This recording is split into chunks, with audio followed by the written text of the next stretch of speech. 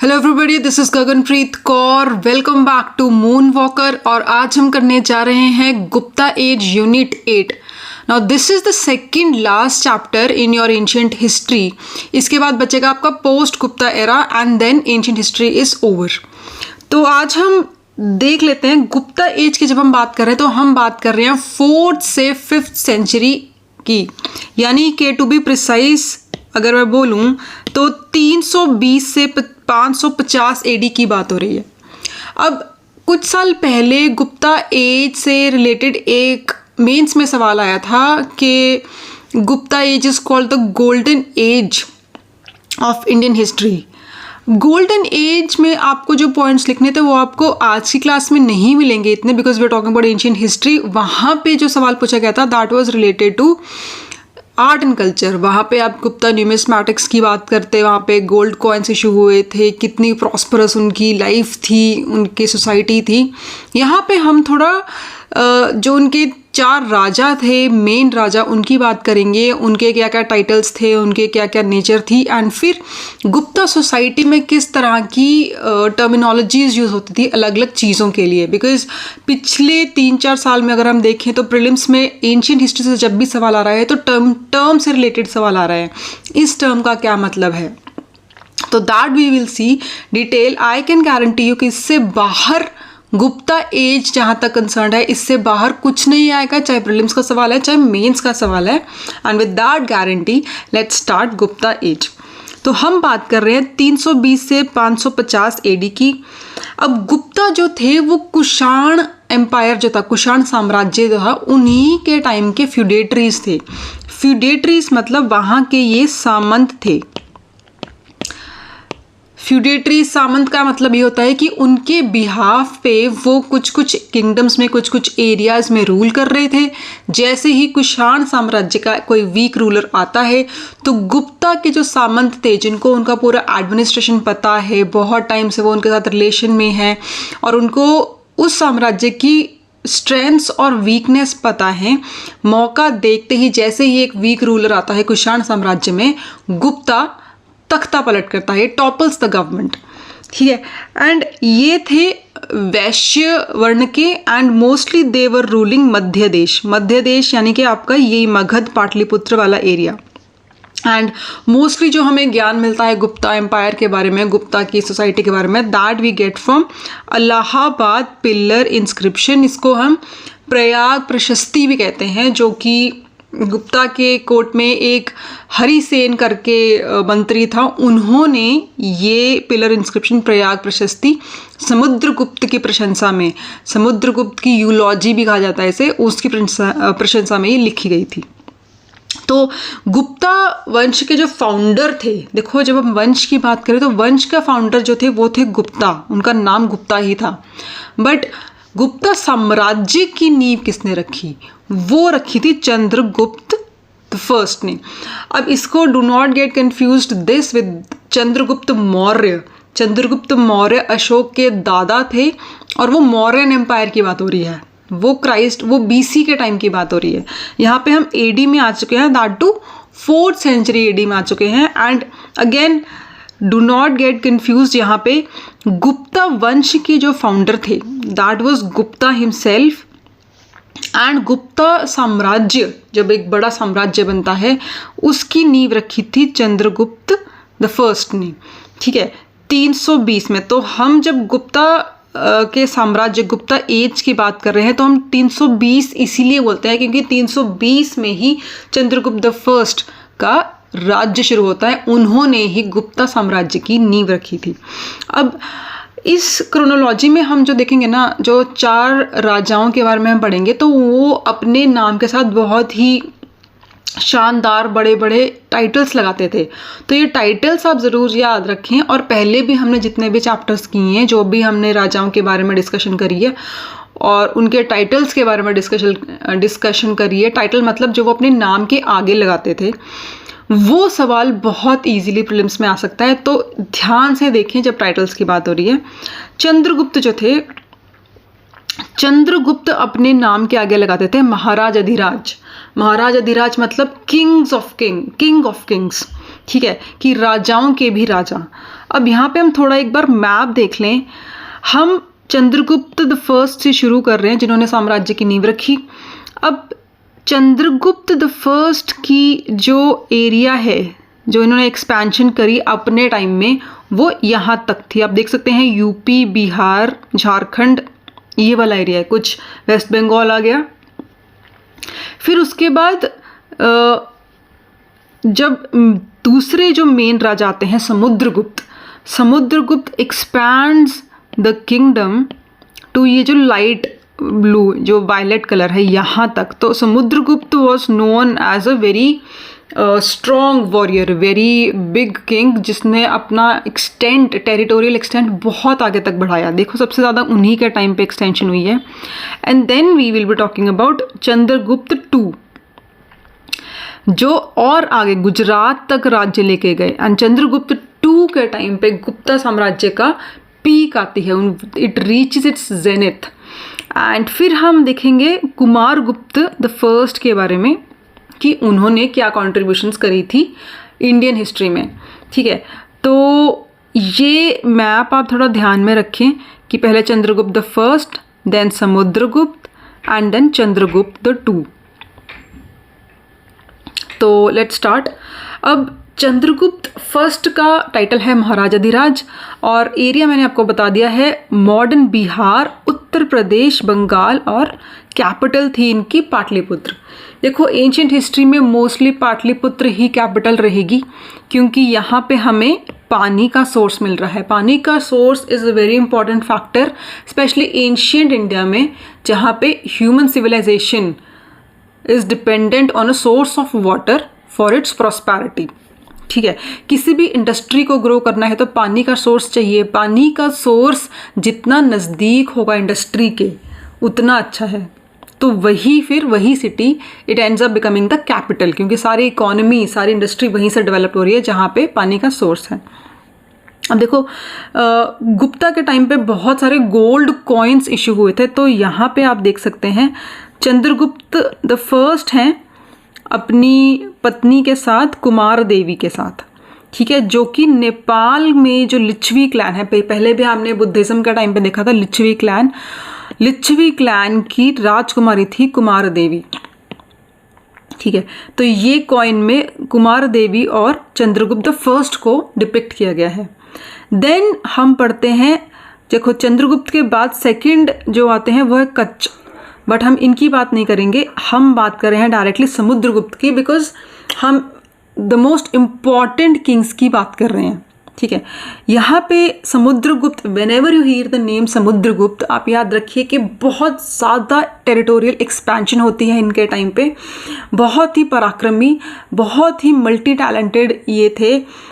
इनको great conqueror बोला जाता है कि इन्होंने बहुत सारे किंगडम्स को कॉन्कर करके गुप्त साम्राज्य का पार्ट बनाया। एंड ये थे विष्णु के follower.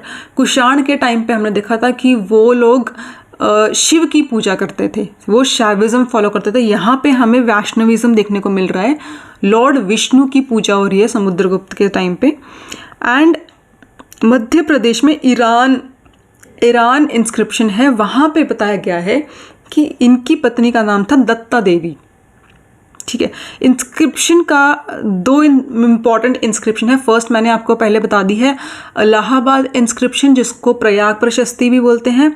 And second most important source of information for Gupta empire is Eran inscription, जो कि मध्य प्रदेश में है।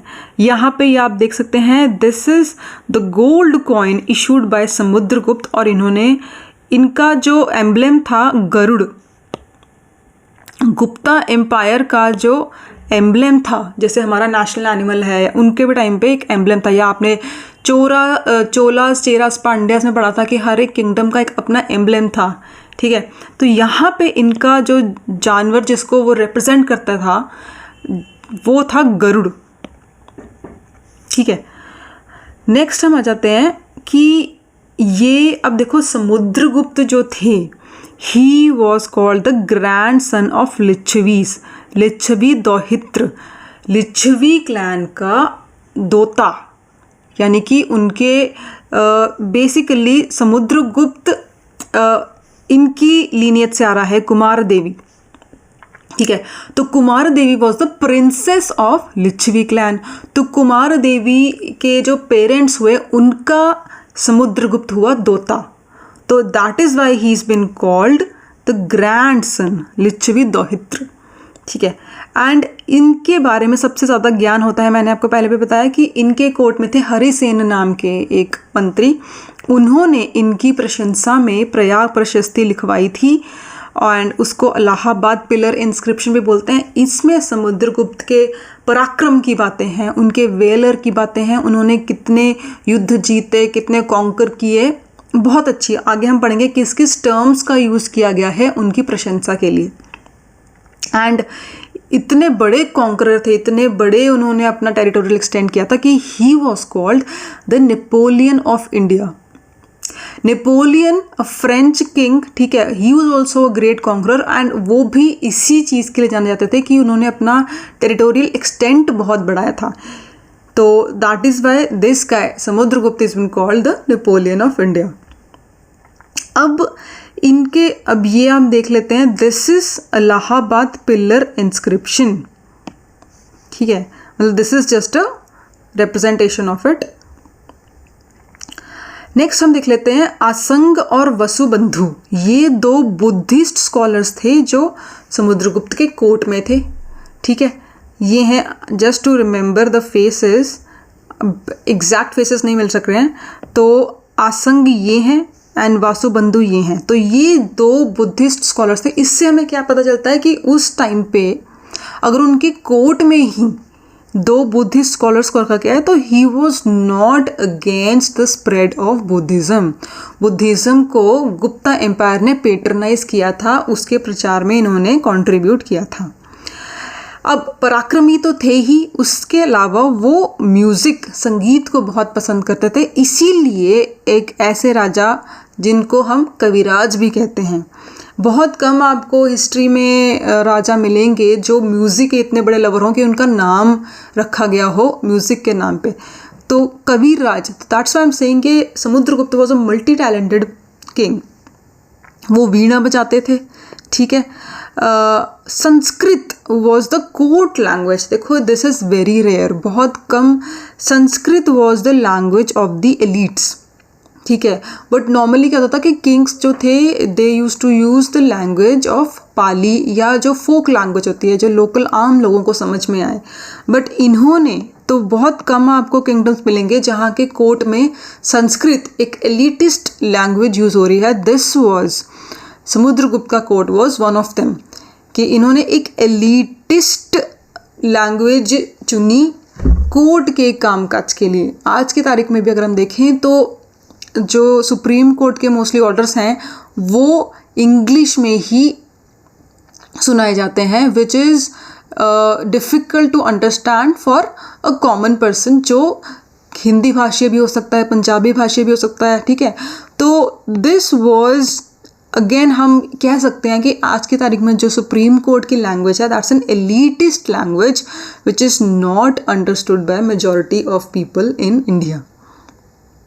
It is given to us by colonial legacy, ठीक है। फिर अश्वमेध यज्ञ उन्होंने परफॉर्म किया था। बहुत सारे आपको राजा मिलेंगे जिन्होंने अश्वमेध यज्ञ परफॉर्म किया था। This fact is not that important, but आता रहेगा बार बार, तो आपको अश्वमेध यज्ञ का मतलब पता होना चाहिए। पिछले चैप्टर्स में आपको बता चुकी हूँ काफ़ी बार। फिर कविराज बोला गया है इनको इसके अलावा इनको बोला गया है अनुकंपावन। अनुकंपावन मतलब he was one king who was full of compassion, full of करुणा, दया, ठीक है। तो इसलिए इनको अनुकंपावन, दया किसके लिए, करुणा किसके लिए, जब the marginal section of society, ठीक है, जो सर्वेंट्स हैं, जो स्लेव्स हैं, जो विमेन हैं, चिल्ड्रन हैं, उनके लिए। तो याद रखिए कविराज नाम है, अनुकंपावन है। फिर अब एक पूरी लिस्ट आती है यहाँ पे उनके नामों की जो उनके लिए प्रयाग प्रशस्ति में यूज़ करे गए हैं उनके पराक्रम को दिखाने के लिए। तो लिस्ट देख लो आप। अप्रतिरथ, अप्रतिरथ मतलब जिसको कोई हरा नहीं सकता, who is invincible, nobody can defeat him. Then पराक्रम, पराक्रम ब्रेव, ठीक है। देन व्याघ्र पराक्रम, यानी कि ब्रेव एज अ टाइगर। यहाँ पे व्याघ्र मतलब टाइगर, शेर तो नहीं, टाइगर की तरह brave. Then Aprativarya Vira of irresistible valour, यानी इररेसिस्टिबल तो नहीं कि इनका कोई मेल नहीं है किसी भी और किंग का या किसी भी और इंसान का, जितना इनका वीरता है, इनकी वीरता है उतनी किसी और सेनापति में या किसी और इंसान में देखने को नहीं मिलती है। देन वी हैव कृतांत परशु। परशु का मतलब होता है एक्स, कुल्हाड़ी, और कृतांत मतलब होता है डेथ, कि ये थे मृत्यु की कुल्हाड़ी। This shows how strong he was on battle ground. फिर सर्वरे ओच्छेता, यानी कि uprooter of all kings. Sarvaraj मतलब सारे राजाओं का, ओच्छेता उखाड़ फेंकने वाला। And then last we have Parakramanka. Parakramanka again means जिसका पराक्रम इतना बड़ा है। And then Vikram, we have Vikram. तो ये जो सारी टर्म्स हैं ये उनके बैटल ग्राउंड में, या कितने बड़े वो कॉन्करर थे, कितने टेरिटोरियल एक्सटेंट उन्होंने किया, तो ये दिखाने के लिए प्रयाग प्रशस्ति में इन वर्ड्स का मेंशन मिलता है। तो Samudragupta was a very important Gupta king in Gupta age. And फिर इस साम्राज्य की पीक आती है, जैसे मौर्यन एम्पायर में पीक हम देखते हैं अशोक के टाइम पे, यहाँ पे गुप्त साम्राज्य की पीक आती है चंद्रगुप्त टू के टाइम पे। Chandragupta two when we talking about 4th to 5th century, ठीक है। और यहाँ पे इन्होंने भी जो गोल्ड कॉइन इशू किया है, उस गोल्ड कॉइन को हम देख लेते हैं। ये है चंद्रगुप्त टू, ठीक है। ही इज घोड़े पे उनको दौड़ते हुए अटैक करते हुए दिखाया गया है। अब चंद्रगुप्त टू कैसे आते हैं ये पावर में?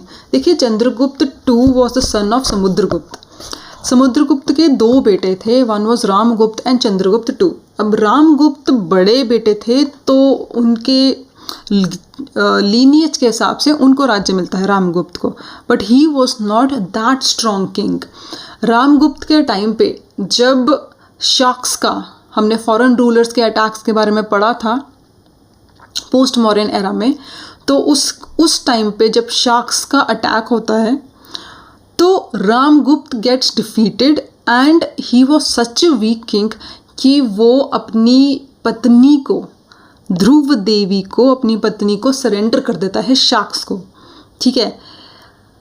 ये इस प्रोसेस से, ये जब दान करने का, सरेंडर करने का जो था, इससे चंद्रगुप्त टू जो रामगुप्त के छोटे भाई थे, ही गेट्स इन्फीरियरेटेड। उनको इतना गुस्सा आता है कि वो अपने ही बड़े भाई रामगुप्त को मारते हैं, शाक से लड़ते हैं और अपनी जो उनकी भाभी थी ध्रुव देवी, उनसे शादी कर लेते हैं, ठीक है। तो this was the story, this is how he comes to power, ठीक है। बेसिकली देखिए, अपनी भाभी से शादी करने की प्रथा ये थी कि जब उनके खुद का भाई अपनी भाभी की रक्षा नहीं कर पाया, तो एक छोटे भाई होने के नाते ये आगे आते हैं, शाक से लड़ते हैं, अपने ही भाई को उनकी इस शर्मनाक एक्ट से उनको मारते हैं, and then he marries his भाभी ध्रुव देवी। चंद्रगुप्त ने भी, जैसे हमने मैप में देखा कि गुप्त वंश को और टेरिटोरियल एक्सटेंट दिया, गुजरात तक लेके गए अपना एक्सटेंट, एंड मैट्रिमोनियल अलायंसेस से भी उन्होंने एक्सपेंशन करी। तो मैट्रिमोनियल अलायंसेस से उनकी एक दूसरी पत्नी आती हैं कुबेर नाग। तो 2 पत्नी थी इनकी, ध्रुव देवी जो उनके बड़े भाई की पत्नी थी, एंड दूसरी थी कुबेर नाग। फिर इनके भी 2 नाम हैं। The most famous name given to Chandragupta two was Vikramaditya, ठीक है। And second is Singh Vikram. Singh Vikram है बट इतना फेमस नहीं जितना विक्रमादित्य है। एंड इन्होंने अपने टाइम पे सिल्वर, कॉपर और गोल्ड कॉइन्स तीनों टाइप के इशू किए थे। मेनली गुप्त dynasty was known for issuing of gold coins. अब चंद्रगुप्त टू जो थे बार बार यूपीएससी के प्रीलिम्स में सवाल पूछे जाते हैं कि चंद्रगुप्त टू के कोर्ट में कौन कौन से बड़े बड़े स्कॉलर्स थे। तो इसमें लोग कंफ्यूज हो जाते हैं, तो मैंने ये पूरे के पूरे 9 जो फेमस स्कॉलर्स थे उनके टाइम पे उनके कोर्ट में वो लिस्ट कर दी है। अब देखो कोई भी जब हम कोर्ट की बात कर रहे हैं, कोर्ट में कौन कौन से मंत्री थे, तो 4-5 एरियाज आप याद रखिए। एक मैथमेटिशियन होगा, एक कवि होगा, एक एस्ट्रोलॉजर होगा, एक आर्किटेक्ट होगा, ठीक है। तो ऐसी ही एक लिस्ट है। इस लिस्ट में 9 नाम है, नवरत्न जैसे हम कहते हैं। एंड इसको याद करने का भी मैं तरीका बता रही हूँ। याद रखने का तरीका ये है KVVS ADGK। KVS केंद्रीय विद्यालय से जो बच्चे पास आउट हैं केंद्रीय विद्यालय स्कूल से, they can easily remember this KVVS। फिर AD, जब हम टाइम की बात करते हैं पीरियड सेंचुरीज की, तो BC एंड AD की बात करते हैं, तो AD आप यहाँ से याद रखें। And GK is general knowledge, ये मेरे नाम से याद रखिए गगनप्रीत कौर। तो KVVS ADGK। K से क्या है? K से आते हैं सबसे पहले हमारे Navratna Kalidas. Kalidas was known for writing dramas, नाटक लिखते थे वो। तो उनके जो मेन फेमस नाटक हैं जो यहाँ पे हम देख रहे हैं वो है अभिज्ञान शकुंतलम, मालविकाग्निमित्रम एंड विक्रमोर्वश्यम। अभिज्ञान शकुंतलम का मतलब है नॉलेज ऑफ शकुंतला, शकुंतला के बारे में ज्ञान प्राप्त होना, ठीक है। शकुंतला को रिकग्नाइज करना, शकुंतला को पहचानना, तो दैट इज अभिज्ञान शकुंतलम। मालविकाग्निमित्रम, मालविका और अग्निमित्र की ये लव स्टोरी है। And then we have Vikramorvashiyam. Vikram और एक अप्सरा थी उर्वशी, उसके बारे में ये स्टोरी है, ठीक है। फिर आते हैं VV पे, आ जाओ। VV में हमारे 3 नाम है V से, वरामिहिर, वरारुचि एंड वेताल भट्ट। वरामिहिर को देख लेते हैं।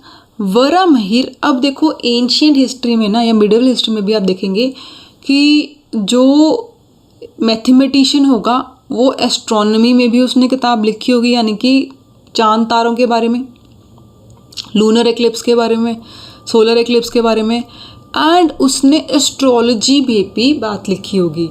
तो उस टाइम पे क्या था, maths, astronomy, astrology was overlapping. Astrology, आज की एस्ट्रोलॉजी बहुत सुपरस्टिशन की तरफ बढ़ चुकी है। 99% astrologers today are fraud, but उस टाइम पे astrology was real science. It was close to the study of astronomy, it was close to maths. तो वरामिहिर मैथमेटिशियन थे, उन्होंने लिखी किताब पंच सिद्धांतिक, ठीक है। जो एस्ट्रोनॉमी में जिस तरह की मैथ्स यूज़ हो रही है, जैसे हम चांद तारों के बीच में डिस्टेंस जानना है या सेंट्रीफ्यूगल फोर्स लग रही है, ऐसा कुछ, वो पंच सिद्धांतिक में उन्होंने मेंशन किया है एस्ट्रोनॉमी में यूज़ होने वाली maths. Then Brihat Samhita. Brihat Samhita was again about astronomy, planetary movements, कैसे प्लैनेट्स मूव करते हैं, कितना डिस्टेंस है, क्या फोर्स लग रही है। सो बृहत संहिता इज अबाउट एस्ट्रोनॉमी, बट बृहत जातक इज अबाउट वैदिक एस्ट्रोलॉजी। एस्ट्रोलॉजी आप समझते हैं कैसे चांद तारों का इफेक्ट हमारी ऊपर होता है, इंसानों के ऊपर होता है, और उससे उनका फ्यूचर कैसे इफेक्ट होता है। तो बृहत जातक is about astrology and Samhita is about astronomy. But ये दोनों किताबें एक इंसान ने लिखी हैं, वरामिहिर। अब हो गया KV। सेकंड V पे आते हैं। Second V is Vararuchi. Vararuchi जो थे, इन्होंने ग्रामर, प्राकृत, जो उस टाइम पे आम लोगों की जो भाषा थी प्राकृत, प्राकृत की ग्रामर के जो रूल्स हैं वो इन्होंने लिखे थे प्राकृत प्रकाश में। मात्राओं का रूल, फोनेटिक्स के rules, etymology. Phonetics is about pronunciation, etymology के ये शब्द का रूट शब्द कौन सा है, कहाँ से डिराइव होता है ये शब्द, तो पूरी ग्रामर उन्होंने प्राकृत प्रकाश में लिखी थी वरारुचि ने। KVV में तीसरा भी आता है वेताल भट्ट, जो कि एक म्यूजिशियन थे और इन्होंने किताब लिखी थी मंत्र शास्त्र। मंत्र का उच्चारण जैसे हमारे कीर्तन में होता है, ठीक है, वैसे इन्होंने मंत्र शास्त्र लिखी थी। फिर S आता है, S से हमारा आता है शंकु। KVV S में शंकु आता है। शंकु वॉज एन आर्किटेक्ट। इन्होंने आर्किटेक्चर के ऊपर जो किताब लिखी है दैट इज शिल्प शास्त्र। देखो शिल्प इज स्कल्पचर से भी रिलेट कर सकते हो आप, आर्किटेक्चर से भी, तो शिल्प शास्त्र शंकु ने लिखी थी। Then we have ADGK। तो ADGK में A से नाम आता है अमर सिंह। अमर सिंह लेक्सिकोग्राफर थे। लेक्सिकोग्राफर मतलब इन्होंने शब्दकोश, इन्होंने डिक्शनरी लिखी थी, संस्कृत में डिक्शनरी लिखी थी और उस डिक्शनरी का नाम था अमरकोश। फिर आते हैं D से आते हैं धन्वंतरी। धन्वंतरी थे डॉक्टर। जैसे हमने सुश्रुत के बारे में पढ़ा है, जैसे हमने आयुर्वेद के जो थे, वैसे ही धन्वंतरी थे एक बहुत ही फेमस फिजिशियन। तो Sushruta was known for surgeries of the highest level, plastic surgery, rhinoplastic के लिए वो फेमस थे। यहाँ पे Dhanvantari again is a doctor, a famous physician. And then G से हमारे आते हैं Ghatakarpara. Ghatakarpara again he was an architect. जैसे कि हमारे आर्किटेक्ट थे शंकु, वैसे घटकरपरा भी स्कल्पचर एंड आर्किटेक्ट थे। नेक्स्ट हमारा आता है K, लास्ट हमारा है ADGK में कहापनक। कहापनक एस्ट्रोलॉजर थे, उन्होंने बुक लिखी थी ज्योतिष शास्त्र। तो ऐसे हमारे 9 नवरत्न हो गए हैं। याद रखने का तरीका ये है, for KVV S ADGK। K is Kalidas, then we have Varahamihira, Vetal Bhatt, Vararuchi, then we have Shanku, then we have Amar Singh, then we have Dhanvantari, then we have Ghatakarpara and last में we have कहापनिक। तो वेरी इजी टू रिमेंबर अगर आप ऐसे याद रख सको, Navratna. And last the fourth most important ruler of Gupta empire was Kumar Gupta I, जो कि 5th सेंचुरी AD में थे। ठीक है, अब इनकी एक बहुत ही बड़ी स्पेशलिटी जो थी कि ये नालंदा यूनिवर्सिटी की नींव इन्होंने रखी थी। नालंदा यूनिवर्सिटी को पेट्रनाइज, उसको शुरू इन्होंने करवाया था। तो सवाल आ जाता है कि नालंदा यूनिवर्सिटी में बहुत सारे बुद्धिस्ट स्कॉलर्स भी थे, तो बुद्धिज़्म को भी इन्होंने पेट्रनाइज किया बाय फाउंडिंग नालंदा यूनिवर्सिटी। अश्वमेध यज्ञ इन्होंने परफॉर्म किया था। एंड 2 इम्पॉर्टेंट टाइटल्स जो इन्होंने अडॉप्ट किए अपने लिए वो था Shakraditya and Mahendraditya. Do remember Shakraditya and Mahendraditya.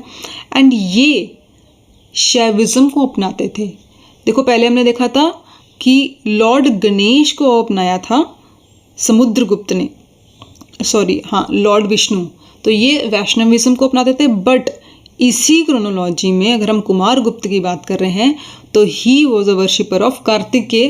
Kartikeya थे लॉर्ड शिवा के बेटे, तो again he is worshipping Shiva, he is practising Shaivism. अब यहाँ पे हमारे 4 इंपॉर्टेंट राजा गुप्त एम्पायर के कंप्लीट होते हैं। अब हम आ जाते हैं कि गुप्त साम्राज्य के टाइम पे कौन सी इंपॉर्टेंट टर्मिनोलॉजी से, अब ये एरिया ध्यान से समझना, टर्मिनोलॉजीज और इसको ब्रेक संति विच्छेद कैसे करना है वर्ड्स का, ताकि आप उसके मीनिंग तक पहुंच सकें। तो गुप्त साम्राज्य के टाइम पे जो ऑफिशियल्स थे, कैसे कैसे नाम थे उनके, क्या मतलब था? महाबल अधिकृत। महाबल अधिकृत, बल आप समझते हैं फोर्स, सशस्त्र सीमा बल, बॉर्डर सिक्योरिटी फोर्स। बल मतलब हो गया फोर्स, तो this is related to defence. ठीक है, महाबलाधिकृत यानी कि जो डिफेंस की फोर्सेस का अधिकारी हो, तो वो हो गया कमांडर इन चीफ। ठीक है, फिर आता है आपका महादंड नायक। देखो जब नायक आ गया, दंड नायक मतलब दंड के थ्रू जो जस्टिस करने वाला, तो यहाँ पे हम chief justice CJI chief justice of India की बात कर रहे हैं, चंद्रचूड़ की बात कर रहे हैं, ठीक है। महादंड नायक, जब दंड नायक आ गया तो दंड के थ्रू जस्टिस देने वाला इंसान महादंड, और महा है तो चीफ जस्टिस। महा, यहाँ पे भी महा का मतलब है chief. Then we have Mahapratihar. Mahapratihar meaning an official to maintain royal palace, आपके शाही महल को संभालने वाला जो था वो था महाप्रतिहार। देन वी हैव संधि विग्रहिक। देखो संधि आप समझते हैं, ट्रीटी, संधि मतलब ट्रीटी, पीस ट्रीटी होती है दो पार्टीज में जब वॉर ख़त्म होता है, वॉर को ख़त्म करने के लिए। तो पोस्ट वॉर कंसिलिएशन, वॉर के बाद जो पीस ट्रीटी करवाने वाला, दैट इज संधि विग्रहक, संधि करवाने वाला। देन वी हैव दंड पाशिका। दंड, जहाँ पे दंड आ गया, देखो दंड नायक आ गया तो जुडिशरी की बात हो रही है, सिर्फ दंड है नायक नहीं है तो पुलिस डिपार्टमेंट की बात हो रही है, क्योंकि वही काम करता है दंड देने का। देन वी हैव भंडा गराधिक्रेता। बेसिकली भंडार से ये वर्ड डिराइव हुआ है, भंडा। देन गराधिक्रेता, गराधिक्रेता मतलब उसको संभालने वाला। भंडार घर, भंडार घर को संभालने वाला अधिकारी, भंडागराधिक्रेता, तो that is head of royal treasury. Then we have Mahapaksha Patalik. Mahapaksha Patalik is account department के, अब इसको ज़्यादा हम ब्रेक नहीं कर सकते, this you have to cram. Mahapaksha Patalik is account department का head. Then we have Sarvadhyaksha, सबका अध्यक्ष, inspector of all central departments, सारे डिपार्टमेंट्स का head. Then we have Mahashvapati. Mahashvapati controller of cavalry. अब देखो इसमें आप याद रखिए, अश्व जो होता है, अश्व मतलब घोड़ा, कैवलरी मतलब घुड़सवार, जो घोड़े पे सवार हमारी आर्मी होती है। एक तो होती है इन्फेंट्री, इन्फेंट्री जो पैदल पैदल चलते हैं, जो हमारे सोल्जर्स पैदल अटैक करते हैं। जो घोड़े पे जो हमारी फौज होती है, घोड़े पे अटैक करती है, दैट इज कैवलरी। तो अश्व यहाँ पे है घोड़े कैवलरी के लिए, तो कैवलरी का जो कंट्रोलर है दैट इज महाश्वपति, ठीक है। फिर है महामेपिलुपति। महामेपिलुपति, अब आई थिंक मय पिलुपति जो है, Maya Pilupati that to some extent is referring to elephant, ठीक है। वैसे मुझे इसका रूट वर्ड नहीं मिला है, but Mahamaya Pilupati is controller and executor of elephant forces. तो पिलु, मय पिलु, शायद it refers to elephant. Then we have Vinayapura. Vinayapura is official to present, कोई भी गेस्ट जब राजा को मिलने आ रहा है तो राजा को प्रेजेंट कौन करेगा, वो ऑफिसर का नाम है विनयपुरा। देखो विनय का वैसे मतलब होता है गुड मैनर्स, ठीक है। तो एटिकेट्स, मैनर्स या आवभगत करना, आवभगत would be the right word. तो गेस्ट को किंग के कोर्ट में प्रेजेंट करना है, कैसे, कौन सी हॉस्पिटैलिटी प्रैक्टिस करनी है, वो रिस्पॉन्सिबिलिटी होती थी विनयपुरा ऑफिशियल की। फिर आपका आता है खाद्यक पकिका। खाद्यक पकिका मतलब, खाद्य मतलब खाना, खाना पकाने का रिस्पॉन्सिबल कौन था, इंस्पेक्टर ऑफ रॉयल किचन। तो खाना पकाने के लिए रिस्पॉन्सिबल जो था that was Khadya Pakika, inspector of royal kitchen. And then we have Yukta Purusha. Yukta Purusha मतलब office to keep war account. इसको आप ऐसे याद रखिए कि युक्ति मतलब कोई स्कीम लगानी, कोई स्ट्रैटेजी लगानी। तो वॉर में स्ट्रैटेजी आपको लगानी पड़ेगी। वॉर का मेन जो प्लान होता है वो स्ट्रैटेजी होता है। बिना स्ट्रैटेजी के आप कोई भी वॉर, कोई भी एग्जाम भी क्रैक नहीं कर सकते। तो युक्त पुरुष मतलब जो वॉर का अकाउंट रखता है, ठीक है। फिर आता है रण भंडागरिका। अगेन भंडागरिका, जब भंडार आ गया, भंडागरिका तो स्टोर की बात हो रही है, स्टोर करने की बात हो रही है। एंड रण मतलब बैटल ग्राउंड, तो यहाँ पे आर्मी के स्टोर्स के इंचार्ज की बात हो रही है, रण भंडागरिका। ये होगी टर्मिनोलॉजीज, इजी टू रिमेंबर, मैंने ब्रेक करके बता दिया है। अब आ जाओ उनकी सोसाइटी में जो मेन टर्म्स, अब ये जो मैं टर्म्स आपके साथ डिस्कस करने वाली हूँ ये आपको काफ़ी सारे एम्पायर्स में मिलेगी याद करने को, and you might get confuse also कि ये वैदिक एरा की बात हो रही है, या गुप्ता एरा की बात हो रही है, या मौर्यन एम्पायर की बात हो रही है। बट यहाँ पे आपको ध्यान से याद रखना है, गुप्त एम्पायर में एक स्टेट, एक प्रोविंस को बोलते थे भुक्ति। ठीक है, भुक्ति गुप्त एम्पायर में मतलब एक प्रोविंस, एक स्टेट, और उसका जो हेड होता था वो होता था उपारिका, और उसको मतलब वाइसरॉय। तो किंग है, किंग के अंडर बहुत सारे प्रोविंसेस हैं, और उस प्रोविंस का, एक प्रोविंस का हेड है उपारिका। देन एक प्रोविंस के अंडर बहुत सारे आपके डिस्ट्रिक्ट्स आ गए, स्टेट के अंदर डिस्ट्रिक्ट्स आ गए। उस डिस्ट्रिक्ट को बोलते थे विषयास, प्लूरल में विषयास, बट विष is the right word. And district collector कह लीजिए, डीसी कह लीजिए, वो होता था विषयपति। अब एक डिस्ट्रिक्ट के अंडर बहुत सारी, आज की तारीख में अगर मैं बोलूँ तो तहसील होती हैं। गुप्त टाइम पे तहसील को बोलते थे विठी प्लूरल में बोल दिया इंग्लिश में, विठी, दैट इज सब डिस्ट्रिक्ट। इसको आप आज की तारीख का तहसील बोल सकते हैं। एंड देन वी हैव ग्राम, तहसील के अंदर बहुत सारे गांव आते हैं, उसको बोलते हैं ग्राम, एंड उसके हेड को बोल रहे हैं हम ग्रामिक। तो ये टर्मिनोलॉजीज है, भुक्ति है, भुक्ति के अंदर विष है, विष के अंदर विठी है, विठी के अंदर ग्राम है। तो BVG ये याद रखिए। प्रोविंस के बाद डिस्ट्रिक्ट के बाद तहसील के बाद गांव। This is how you remember. And last कुछ गुप्त के टाइम पे टैक्सेस जो थे, टैक्सेस के नाम हम देख लेते हैं। लिस्ट बहुत लंबी है, इससे भी लंबी है। मैंने जो मोस्ट इम्पॉर्टेंट टर्मिनोलॉजीज है टैक्स से रिलेटेड वो यहाँ पे लिस्ट करी है, and I will tell you how to remember this also. First tax है यहाँ पे क्लिप्त। क्लिप्त इज सेल्स टैक्स और परचेज टैक्स। क्लिप कर लिया, ठीक है। क्लिप्त का root word I can't tell, but क्लिप्त is sales tax. Then we have हली वाकर या हली दंड। देखो हल से याद रखो, हल से हली आया वर्ड, हली वाकर या हली दंड इज प्लो टैक्स। हल जोतने का भी उस टाइम पे टैक्स था।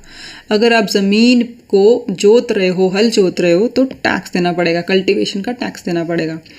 Then we have Bali. Bali an additional oppressive tax on people. बलि देना तो सैक्रिफाइस करना, तो it was an oppressive tax, इसीलिए इसको बलि बोला गया है। बलि देनी पड़ रही है लोगों को। देन यहाँ पे हमने पढ़ा क्लिप्त, अब हम देख रहे हैं उपक्लिप्त। उपक्लिप्त सेल्स टैक्स के साथ में एक एडिशनल छोटा टैक्स होता था, इसको बोलते थे उपक्लिप्त। देन वी हैव वात भूत। वात मतलब होता है हवा, विंड, एंड भूत इज स्पिरिट, घोस्ट, स्पिरिट। तो वात भूत इज कि ऐसा एक सेस जो कि विंड्स और स्पिरिट से रिलेटेड जो भी हमारे राइट्स होते थे, जो भी रस्मों रिवाज होते थे, उसको चलाने के लिए, उसको परफॉर्म करने के लिए जो टैक्स लगता था, जो सेस लगता था, दैट इज वात भूत। Then we have Pratyaya. Pratyaya is toll tax. आज की तारीख में जब हम एक सिटी से दूसरे सिटी जाते हैं तो बीच में बहुत सारे टोल आते हैं रोड की मेंटेनेंस के लिए, तो वैसे ही उस टाइम पे जो था वो उस टोल टैक्स को बोलते थे प्रत्यय। देन वी हैव भोग। अब देखो भोग के थोड़ा आप इसको ब्रॉड सेंस में समझने की कोशिश कीजिए। भोग मतलब होता था जनरल ट्रिब्यूट ऑल्सो, लास्ट में आएगा, देखिए जनरल ट्रिब्यूट। भोग मतलब जैसे हम बोलते हैं कि भगवान को चढ़ावा चढ़ाना, भगवान को ट्रिब्यूट देना, तो यहाँ पे भगवान थे राजा, तो राजा को चढ़ावा चढ़ाना, जनरल ट्रिब्यूट, ट्रिब्यूट मतलब चढ़ावा चढ़ाना। एंड उसको अगर हम स्पेसिफिक टर्म्स में बोलें तो राजा का मेरी प्रोड्यूस में से मैंने जो खेती करी उसमें से जो प्रोड्यूस निकली उसका एक हिस्सा मैं राजा को जो दे रही हूँ, दैट इज भोग, किंग्स का शेयर, राजा का जो शेयर है मेरी प्रोड्यूस में, और उसको एक ट्रिब्यूट भी बोल रहे हैं कि राजा को चढ़ावा चढ़ाया मैंने। देन वी हैव भाग भाग कर, ठीक है। अब इसमें इट इज़ नॉट भोग भाग कर, क्योंकि बात हो रही है भोग की और भाग की। तो भोग और भाग का जो कॉम्बिनेशन टैक्स होता था दैट इज भाग भाग कर। भोग मतलब प्रोड्यूस का टैक्स एंड भाग शेयर, तो दोनों को मिला के एक टर्मिनोलॉजी यहाँ पे आके बनती है भाग भाग कर। इजी टू रिमेंबर क्योंकि बहुत इंटरेस्टिंग वर्ड है। देन वी हैव भत्ता। अब जितने भी यूपीएससी एस्पिरेंट्स हैं जो नौकरियां छोड़ के सिर्फ यूपीएससी की तैयारी कर रहे हैं, they have the right to get unemployment भत्ता। तो भत्ता आपको क्लियरली समझ में आना चाहिए कि अनएम्प्लॉयमेंट भत्ता आपको सरकार से मिलना चाहिए। कुछ होता है 1800 2000 रुपये या 3500 रुपये, कितने होते हैं, कुछ तो अमाउंट होता है पर मंथ। तो ऐसे ही भत्ता होता था उस टाइम पे, और वो होता था पुलिस टैक्स। हम आपको पुलिस प्रोवाइड कर रहे हैं, पुलिस आपकी सेवा में 2400 घंटे हाजिर है, तो उसका आपको जो टैक्स देना पड़ रहा है दैट इज भत्ता।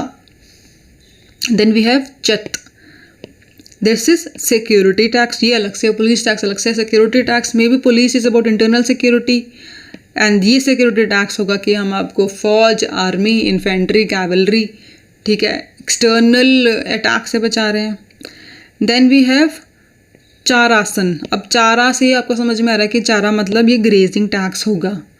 आपकी भेड़ बकरियां आम जंगलों में चर रही हैं, वो जंगल पब्लिक का है, राजा का है, तो उसका भी आपको टैक्स देना पड़ेगा। एंड देन वी हैव हिरण्य। अब देखो हिरण्य था tax on special produce taken in cash. आपका प्रोड्यूस हुआ है तो एक तो आपने मान लो गेहूँ या चावल उगाया, तो उसका कुछ प्रोड्यूस आपने किंग को दे दिया भोग के तौर पे। फिर आपको कुछ टैक्स कैश में भी देना पड़ेगा, राजा को कैश भी चाहिए, तो दैट इज़ हिरण्य।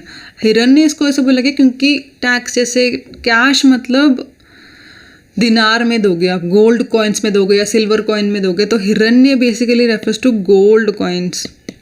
तो गोल्ड कॉइन में जो टैक्स जा रहा है दैट इज हिरण्य। अब इसको गोल्ड से आप कैसे रिलेट करोगे? गोल्ड से इसलिए रिलेट करोगे, जो हिरन होता है, हिरन का सुनहरी रंग होता है, हिरन represents the colour of gold, ठीक है, इसलिए गोल्ड कॉइन्स या गोल्ड कैश के तौर पे जो टैक्स दिया जा रहा है दैट इज हिरण्य। देन वी हैव उदरंग या उदक भाग, दैट इज वाटर टैक्स। उडक या उदरंग, ठीक है, वाटर टैक्स याद रखिए। देन वी हैव ऊपरी कर। ऊपरी कर मतलब ऊपरी कर, या आप कह लीजिए ऊपरी कर मतलब सबसे ही लेना है, ऊपरली कमाई सबसे ही करनी है, हर टेनेंट से। टेनेंट सभी होते हैं। उस टाइम पे प्राइवेट प्रॉपर्टी का कॉन्सेप्ट नहीं था, तो एवरीबडी इज अ किराएदार ऑन राजाज लैंड। लैंड सिर्फ राजा की होती थी और राजा उसमें से कुछ लैंड ब्राह्मण्स को दान करता था, तो उनको छोड़ के, राजा और ब्राह्मण्स को छोड़ के सारी लैंड आम लोगों की लैंड नहीं होती थी, वो किराएदार होते थे राजा की लैंड पे, तो उसका उनको टैक्स देना पड़ता था, विच इज़ कॉल्ड ऊपरी कर। तो इसको ये भी बोलते हैं कि टैक्स कलेक्टेड फ्रॉम टेनेंट्स या tax collected from all the subjects. सारी प्रजा से सबसे ही लेना है ऊपरी टैक्स, सबसे ही लेना है जो टैक्स, दैट इज ऊपरी कर। Then we have Taradeya. अब तरदाय को मैंने ऐसे याद रखा है कि तारा से याद रखो, तारादाय। तारा मतलब स्टार। अब इंडिया ने जो अभी सैटेलाइट सिस्टम भेजा है नाविक, नाविक इज अबाउट नेविगेशन, जीपीएस, तो टैक्स ऑन नेविगेशन। आप एक जगह से दूसरी जगह जा रहे हैं, उसकी जो फैसिलिटीज़ आपको प्रोवाइड करी जा रही हैं उसके लिए टैक्स दो। तो तारा से आप याद रखिए नाविक, नाविक जो सैटेलाइट सिस्टम है जो अभी इंडिया ने भेजा है, नाविक से आपको याद आ जाएगा नेविगेशन, तारों में ट्रैवल करने के लिए जो नेविगेशन है उस पे कर। Then we have Rajju. Rajju is a tax for measurement of land. तो this is not exactly a land tax, ज़मीन का टैक्स नहीं है, ज़मीन की मेजरमेंट करने का टैक्स है, नापने का टैक्स है Rajju. Then we have Sarvarishtiya. Sarvarishtiya is forced tax. वही टैक्स वैसे भी फोर्स्ड ही होता है, टैक्स कोई अपनी खुशी से तो देता नहीं है, बट एक ये अलग से इन्होंने एक्सेप्शनल टैक्स बना लिया है फोर्स्ड टैक्स, कि ज़बरदस्ती ये टैक्स तो सबको ही देना है। जो ऊपरी टैक्स भी सबको ही देना था, फिर टैक्स वैसे भी सबको देना होता है। देन एक और टर्म इन्होंने खुलेआम ही निकाल ली, Sarvarishtiya forced tax. And then we have Bedak Bhog. Bedak Bhog is irrigation tax. एक हमने उड़क भोग देखा था, उड़क भाग was water tax, Bedak Bhog is irrigation tax. Second last tax देख लेते हैं, Uparanik. Uparanik is tax on border area. अब इसको याद रखने का तरीका देखिए कि रण इज बैटल ग्राउंड, बैटल्स कहाँ होंगी, बैटल्स बॉर्डर पे होंगी, तो रण से याद रखिए कि बॉर्डर एरिया से जो टैक्स कलेक्शन हो रही है उसको बोल रहे हैं उपरणिक। रण बॉर्डर एरिया। एंड भोग में हम आपको बता चुके हैं, Bhoga is king share of the produce या general tribute to the king. यहाँ पे ख़त्म होते हैं हमारे टैक्सेस। अब बस ये लास्ट सेक्शन रह गया। This is very very easy, इसमें आपको याद रखने का कोई कष्ट नहीं होगा। क्षेत्र भूमि, क्षेत्र भूमि, क्षेत्र रीजन को बोलते हैं, कल्टिवेबल लैंड को बोल रहे हैं यहाँ पे क्षेत्र भूमि।